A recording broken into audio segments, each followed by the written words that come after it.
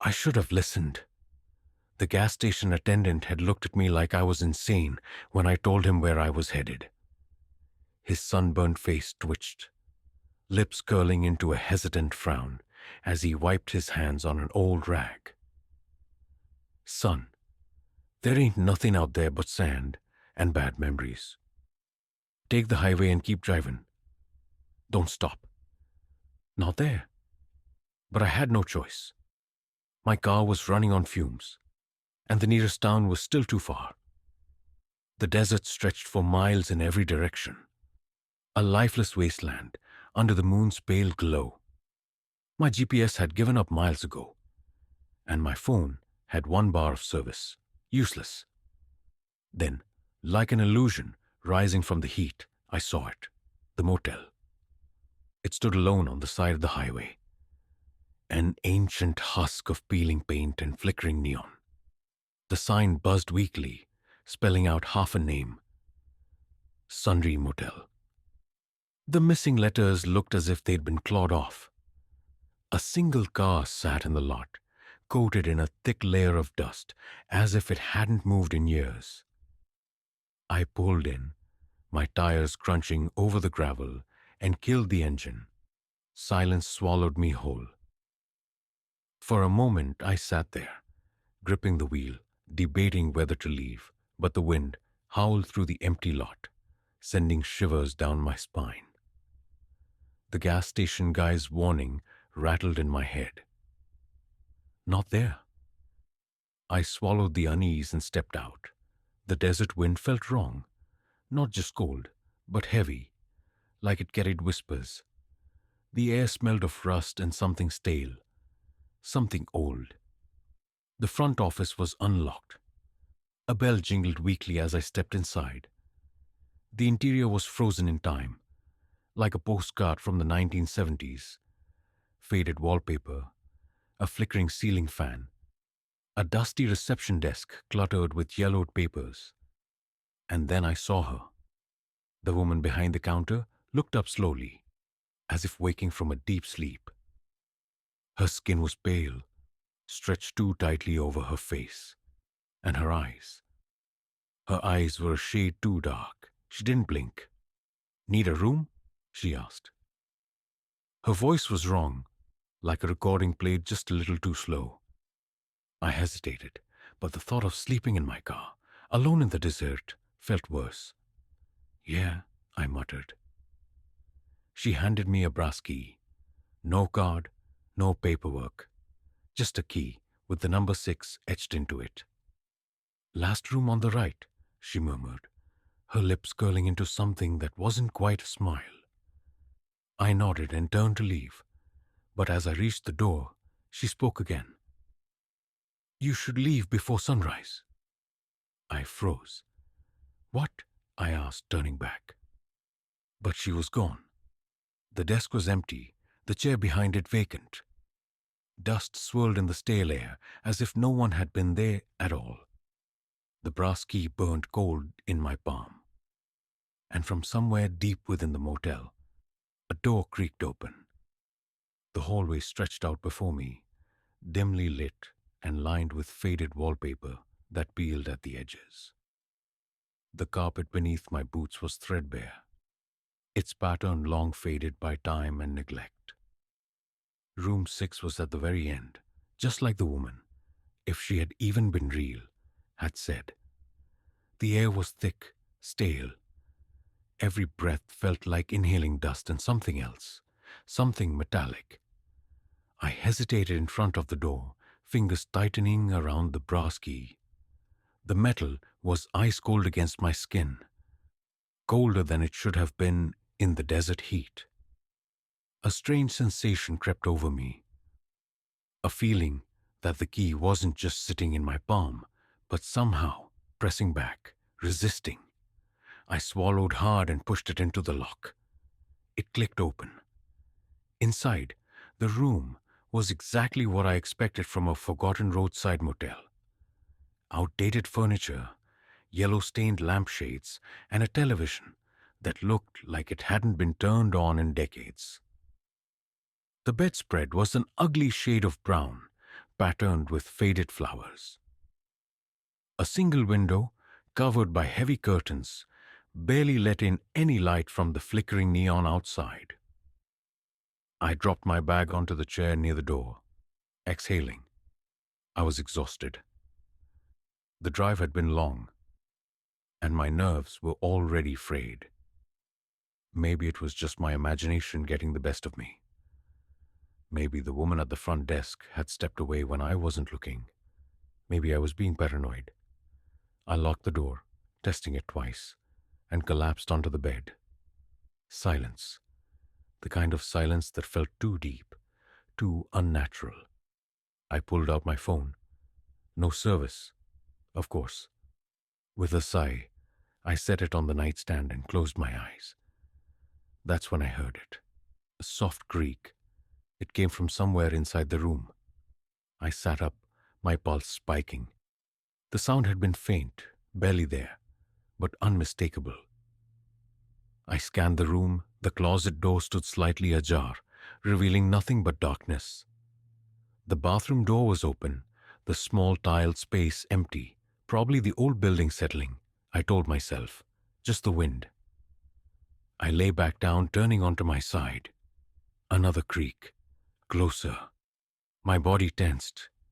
The room felt different now, heavier.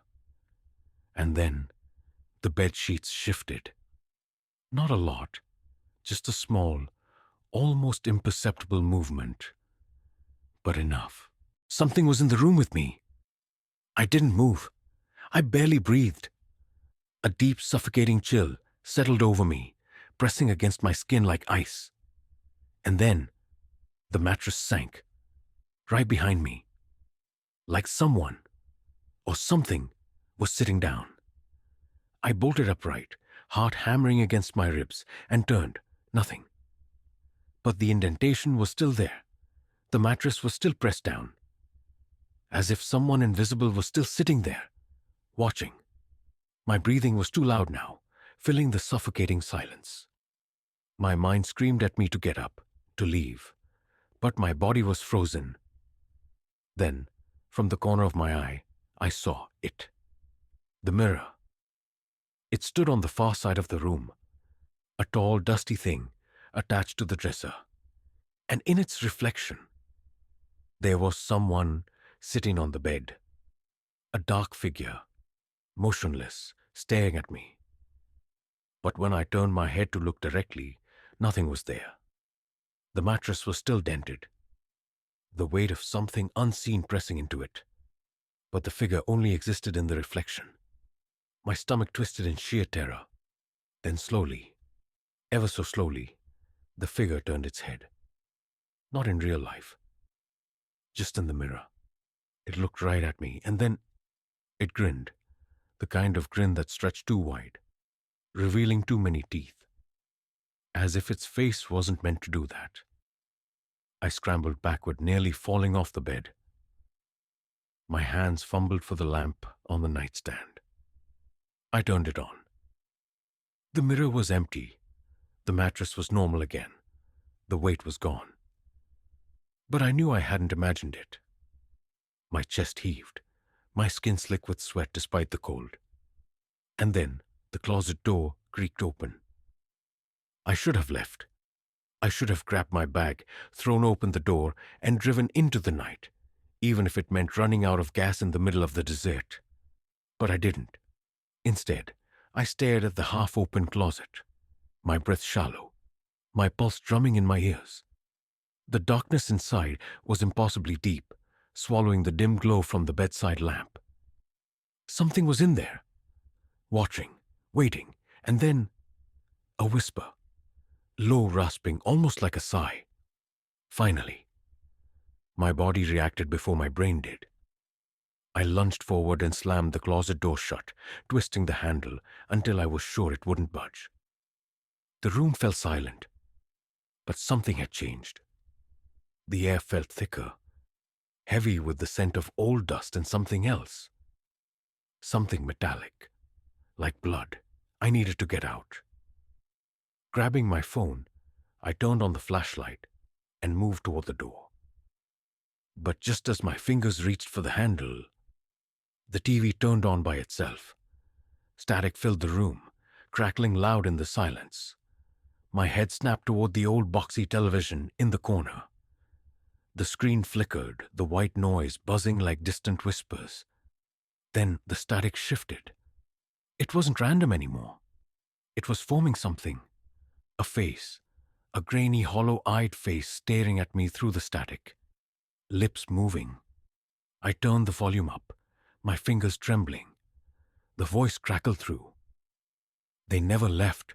A surge of ice shot through my veins. The image flickered, shifting, and suddenly the screen showed the motel hallway. My hallway. I could see my door, room 6, from an old security camera angle. And then something moved. A shadow. Not a person, but something wrong. Too tall. Too thin.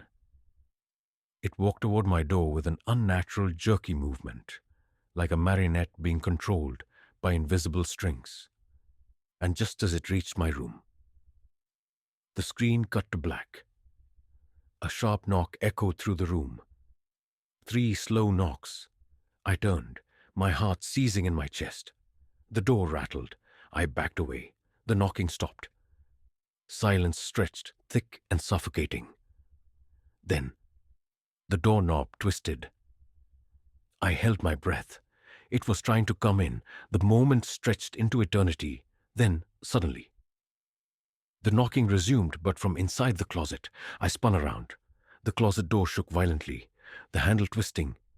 Then, just as quickly as it started, everything stopped. Silence. The air was so still. It felt like the entire motel was holding its breath. And then, without thinking, I opened the door and ran. The Book of the Dead. The hallway was empty. No shadow. No signs of movement.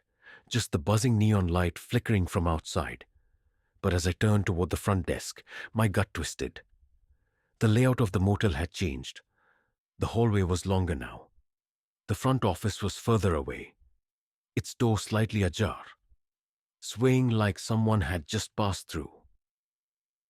I forced myself forward, each step echoing too loudly. When I reached the desk, the chair behind it was rocking, back and forth, slowly, like someone had just stood up. Then I saw it. An old guestbook lay open on the counter. Its pages were yellowed, corners curled with age. My fingers trembled as I flipped through the pages. Names, dozens, hundreds, some written in neat cursive, others scrawled in shaky, desperate handwriting. Then I noticed something chilling. Each name had a date of check-in, but none had a checkout date. The last recorded entry made my blood run cold. My name, written in fresh ink. Check-in date, tonight. Checkout date. Empty. A gust of wind blew through the room, flipping the pages back. The book settled on a newspaper clipping taped inside. My breath hitched. It was an old article. Yellowed, edges burned. The headline read, "Sunrise Motel Massacre. 13 bodies found. Killer never caught." My throat went dry as I scanned the article. Local authorities discovered 13 victims inside Sunrise Motel. Cause of death unknown. Bodies found in various states of decay, some appearing decades old despite recent disappearances. Authorities believe the motel may be linked to a series of unsolved cases spanning over 60 years. My stomach twisted. Then, at the bottom of the page, a black and white photograph. The staff, a man, 2 women, a young boy, and standing in the center, the woman from the front desk. Only, in the photo she wasn't pale and lifeless. She was smiling, alive, human. My pulse pounded in my ears. A handwritten note was scrawled beneath the image. They never left. The TV, the whispers, the motel. This place wasn't abandoned. It was feeding. I stumbled back, the walls seeming to shift around me. I had to get out. I had to... And then, from behind the counter, a voice whispered, "You should have left before sunrise." I spun around.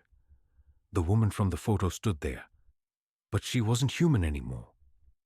Her skin was too tight, her eyes too black, her mouth stretching into that too wide grin. The room plunged into darkness, and something cold grabbed my wrist. I couldn't breathe. The moment the lights flickered back on, my heart pounded in my chest, my eyes darting around the room. I was still standing in front of the front desk, my hands gripping the counter for support. But everything had shifted. The woman, the one from the photo, was gone. The room was wrong. The walls seemed to stretch upward, the wallpaper pulsating like the inside of a living thing. The fluorescent light overhead buzzed loudly, distorting the shadows around me. It was as if the motel itself had grown, and then I heard it. The faintest sound, like the shuffle of feet across the carpet. I whirled around. The hallway behind me was dark, deeper than it had been before, the distance stretching impossibly far. But in that blackness, something moved. A shadow, not a person, but something larger, more inhuman. It slithered along the floor, its form barely visible, as though it was partially made of the darkness itself. It wasn't human. It was the thing from the mirror. The tall, thin figure that had grinned at me, its hollow face now emerging from the shadow. Its eyes, those dark, empty eyes, locked with mine. I couldn't move. I couldn't scream. And then I heard it, that voice again. "You were always meant to stay." It wasn't coming from the thing. It was coming from everywhere. The walls, the floor, the air. The entire motel seemed to whisper in unison. I backed away, my legs shaking beneath me. But no matter how far I moved, the shadow followed, stretching after me like an ink blot bleeding across the carpet. I turned toward the door, but the moment I reached for the handle, it slammed shut with a deafening crash. I stumbled back, and that's when I saw it. Behind the door, through the cracks in the wood, the hallway was gone. The dark, endless hallway had been replaced by something worse. A void, a swirling mass of darkness.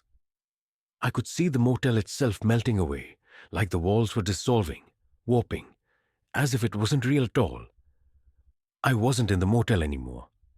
I was inside whatever dark, twisted space the motel had been hiding. And it was hungry. The shadows thickened, coalescing into twisted shapes. Figures that weren't quite human, their faces distorted, their bodies bending and breaking in ways that were impossible. They whispered to me, their words a jumbled mess of syllables. But I understood one thing. "You belong to us now." A piercing cold shot through my body, as though the very air around me was freezing me from the inside. My vision blurred, and for a split second I thought I saw something behind the twisted figures. A door. A way out. I ran toward it, not daring to look back. I reached for the handle, but as my fingers made contact with the cold metal, I felt a presence.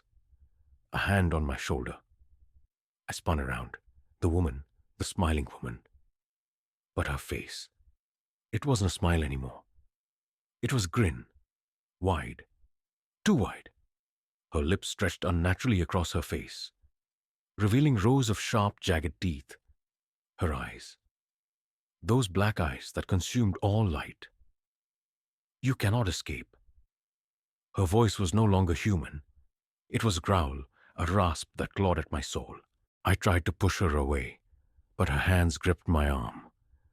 Icy cold, like they were made of stone. Her fingers dug into my skin, pulling me closer to her. The shadows were closing in. I kicked, screamed, but she didn't let go. She was pulling me toward the darkness, toward the figures that had gathered, toward the void that threatened to swallow me whole. And then I remembered the guest book, the note. They never left. The words echoed in my head, a horrifying realization crawling up my spine. This wasn't a hotel. It wasn't a motel. It was a trap. It had always been a trap, luring in the lost, the confused, those who needed a place to rest, only to trap them in its eternal hunger. It fed on those who stayed too long, those who couldn't escape. And now, it was going to feed on me. I struggled harder, twisting in her grip, trying to pull myself away. But I was too weak. I couldn't get free. And just when I thought it was over, just when I thought the darkness would swallow me whole, I saw it, the brass key, the one I'd used to open the door, the key to room 6. It was lying on the floor just within my reach. The moment I touched it, the shadows recoiled. The figures shrieked, their forms distorting and flailing like they were being pulled back. The woman's grin twisted into a snarl, but the grip on my arm loosened. She stepped back, her figure beginning to melt into the darkness, her body evaporating into thin air. I didn't wait to see if she would return. I bolted for the door again. The moment I grabbed the handle, it turned. The door creaked open, and I was free. Or so I thought. The desert outside. I stumbled out into the night, gasping for air. The desert stretched before me, quiet and still. I looked around, trying to make sense of what had just happened. But everything felt wrong. The night sky above was too dark, too empty.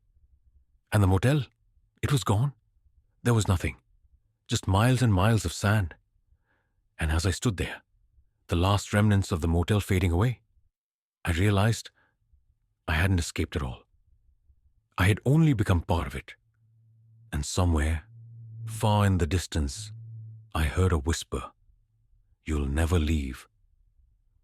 Ending hook for the next segment, optional. The ground beneath me started to tremble. The wind picked up, kicking up a sandstorm, and I felt something following me. I turned around, but there was nothing. Not anymore. But I could still hear it. The whispering. Getting closer.